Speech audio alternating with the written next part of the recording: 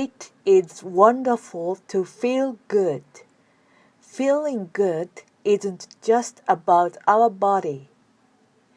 It is also about our mind and spirit. We need to feel good in every area of our life.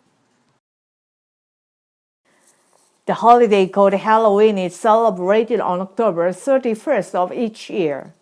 Halloween is not an official holiday, but Halloween is still one of the holidays that children like the most. Why do children like Halloween so much? There are two reasons: costumes and candy. On the evening of October 31st, children dress up in strange and unusual costumes. Putting on these scary costumes is a lot of fun for children.